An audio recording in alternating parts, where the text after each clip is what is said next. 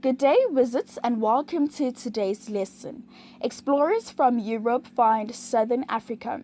At the end of this lesson, wizards will know reasons for European exploration, as well as trade and making a profit.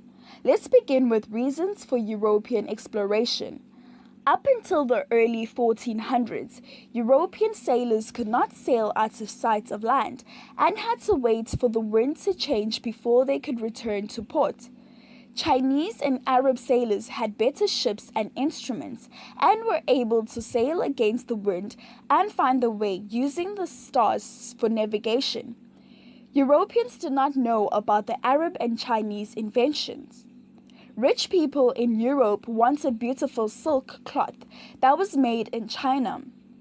European traders traveled overland to China along the Great Silk Road to trade silk with China.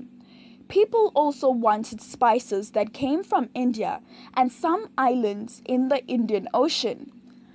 Spices were one of the most important items traded at this time. Before fridges, meat and fish turned bad quickly. Spices such as pepper, cinnamon, nutmeg, and cloves were needed to help preserve the food and to improve its flavor.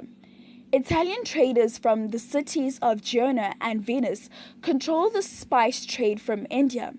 They sailed to ports in the eastern Mediterranean where they would buy spice and other goods from traders who had traveled overland to Asia.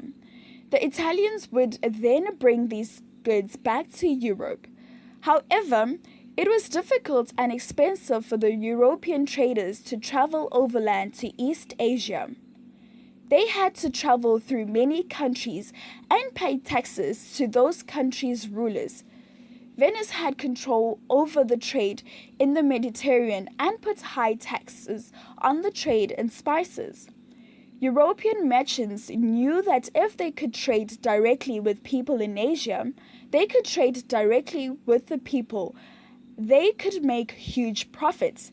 They began to think they should try find another way to reach East Asia. Now, wizards, let's continue to look at the Renaissance, a turning point in European history. At the time that the traders needed to find new ways to reach East Asia, a change was happening in the European society. Knowledge, ideas, and new technologies from China and the Arab countries were introduced into Europe. The development of the printing press in Europe encouraged literacy and helped to spread the new ideas. Scholars and artists in Europe became more interested in studying the world around them. Mathematicians learned new and better ways of calculating from mathematicians in China and Arab countries.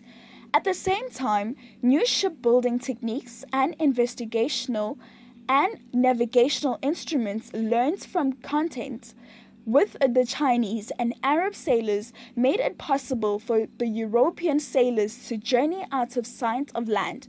A number of cities in northern Italy became rich and powerful because of overland trade and control of the most important cities of Venice, Rome, Florence, and Milan. A system of banking was developed in Italy at this time, and Florence was the center of an international banking system. The banking families had opened branches of their banks in other Italian cities, as well as in cities in England, France, Belgium, and Spain and North African ports. The wealthy families in these cities had enough money and power to become patrons of the arts and science.